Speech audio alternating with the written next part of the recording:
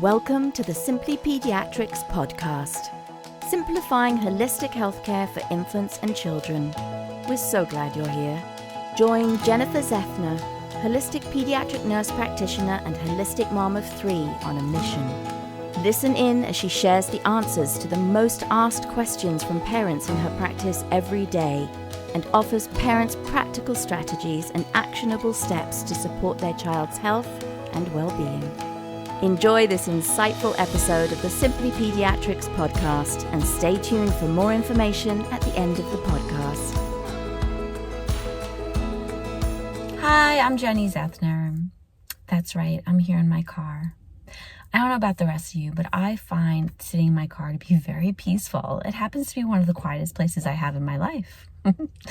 I have 3 children. I work full time. I'm busy like the rest of you, and I really would like to share information, and doing it from my car is most convenient. So I'm going to ask you to please forgive if there's any commotion behind me, any beeping, any dogs barking, ambulances, fire trucks, etc. I'll do the best I can to find quiet places. I assure you I will never be driving my vehicle when I speak to you. I will always be pulled over and parked. I am typically parked waiting for one of my children to come out of an event or something. So that is what I'm doing with my time here. And I look forward to sharing information with you. And again, forgive me for being a little unprofessional being here in my car, but I hope it works. And with that, let's get started. Today's episode, Talking with Your Toddler, Part 2. Hello and welcome. I'm so happy to be here with you today. Today I'm going to talk again about talking to your toddler. So part 2 of talking to your toddler. So, like I said the last time, I love showing and giving examples to families who have toddlers about like little tips you can get about like kind of quieting temper tantrums. So remember, a toddler is our 1 to 3-year-olds who are learning to talk, have a great handle on their language or somewhere there in between. But essentially, they have some words, but most and all of them should understand what we're talking about. So they might not have all of the words yet, but they certainly know what they want, and they also understand what we're saying. So that creates a dynamic that can cause temper tantrums, right? So I really, really want something, and you either don't understand what I want, or you're not going to let me have it, so I'm going to scream and yell about it. And that's a toddler temper tantrum. And as adults, we have to, allow for them. But I'm going to give you another technique and tip today on how to maybe handle it a little bit better. So for today, we're going to talk about command statements. So a command statement is not asking your child a question. So often we talk to our children with questions, right? We all do it. It just sounds nice, right? Do you want to put on your shoes? Do you want to have a carrot? Let's go. Do you want to go to the park? No. It sounds really nice, and almost across the board, that is how everybody speaks to their children, their toddlers especially. I think a lot of that is because we don't really realize how much they understand, right? Not only do they understand those words, they understand the inflection and the question mark at the end of that. And so inevitably, what you're going to get when you ask your child a question is no, unless you're saying, do you want an ice cream cone, right? In that case, you'll probably get a big smiling yes. But for the most part, when we're doing things like our daily activities, like, do you want to put your shoes on? You'll be met with a no. Not only will you be met with a no, but asking your child a question sends a message to them that, are you ready for this, mom and dads? Drum roll. Sends a message that they are in control. We are asking our child for permission. I know. Take a deep breath. Take all that in. And you're going to be like, whoa, yeah. We all do it. We're going to stop doing it. Let's talk about it some more. So what are we doing? We're saying, do you? Can I put your coat on? Do you want to put your shoes on? Oh gosh, once you hear it, mom and dad, you can't unhear it. When I show this to parents in the room, they both look at each other, and then the next time they see, because inevitably one of them will do it while they're in the office, and the other partner will be like, don't do that, right? It goes right through you. As soon as you see it, you can't unsee it. As soon as you stop doing this habit of asking your child questions, it'll go right through you when other people do it. So stop asking your toddler permission especially when we're doing things that need to be done. If they actually have an option, would you like the blue shoe or the pink? Fine.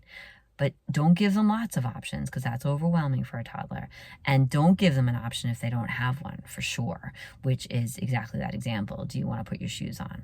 Okay. And even, do you want to go outside, right? Even that's asking their, you're kind of telling them, you're asking them to be in control. Moms and dads, you are in control.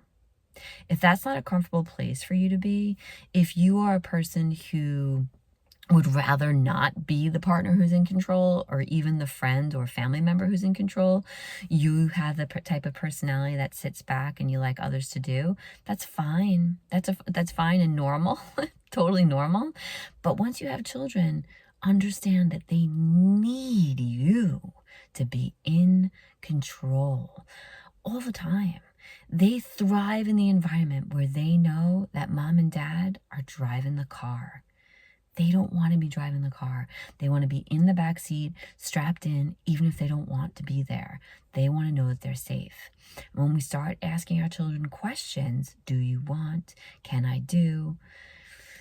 Destabilizing for them, on top of the fact that it does cause a temper tantrum, because inevitably they're going to tell you no. So stop asking your children questions. It will start to sound unfamiliar to you or even rude. And I do it in the office with families. I'll say, it's time to go on the scale. It's time to take off your shirt. And they may be screaming and yelling while they're doing it, but I'm showing the parents, this is what you do. Your child is screaming and yelling and telling you they don't want you to take their shirt off. And you're saying, I'm sorry, can I, let me, no. Be in control. It's what they need. It's time to put on your shoes. It's time to go on the scale. Practice it at home and see how it feels.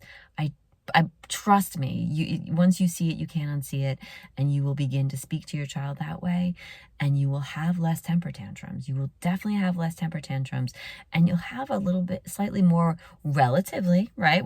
Some of us have our strong-willed kids who that's not going to work on every occasion. It's not going to work, for sure, right? For sure. I certainly have at least one strong-willed child. It doesn't work, but it quiets it. It quiets their temper tantrum, saying it's time to, rather than asking. Another skill for your toddler is don't apologize for them. Don't apologize for them. I'm sorry you're crying, right? Oh, I'm sorry that that you can't have this. I'm sorry that the doctor has to evaluate you. Oh, I'm sorry that you're crying. I'm sorry. Don't. You're taking responsibility for the experience that they're having, and that's destabilizing for them. And it's not your fault either. It's not your fault. Their experience is not because of anything you have done. So allow them to have that experience for themselves without you taking responsibility for it, right? Allow them to have that experience.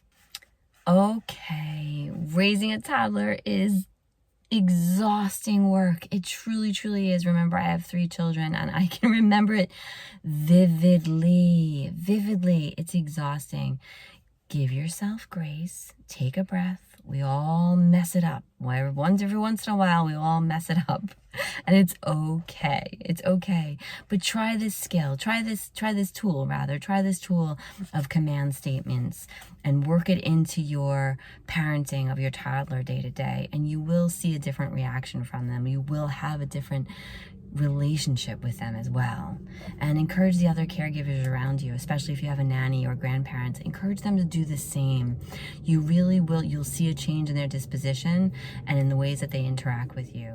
It's a wonderful tool to use on your toddler. So start using those command statements instead of asking them questions. And I promise you, you will have a different interaction with your toddler. All right, parents, I hope this was helpful for some of you who have your terrible twos at home. Remember, parenting is a journey and you're doing an amazing job. Stay curious and keep learning, and I'll see you next time. Thank you for joining Jennie on the Simply Pediatrics Podcast. We hope that the valuable information she shared in this episode will inspire and empower you on your holistic parenting journey. If you would like to learn more about Jennie, her Simply Pediatrics practice, or anything that she spoke about today, please check the show notes that accompany this podcast and you'll find all the links and resources you need. You can also sign up for the Simply Pediatrics mailing list so that you receive Jennie's weekly newsletters packed with vital information and holistic parenting gems. If you've enjoyed today's episode, please consider giving this page a like and subscribe to the channel so you don't miss any episodes. And don't forget to connect with us by sharing your thoughts in the comments section below. Follow Simply Pediatrics on any and all of the social media platforms.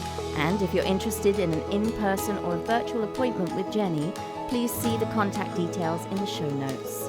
Stay tuned for more episodes packed with a wealth of powerful information to support you on your holistic parenting path. See you next time.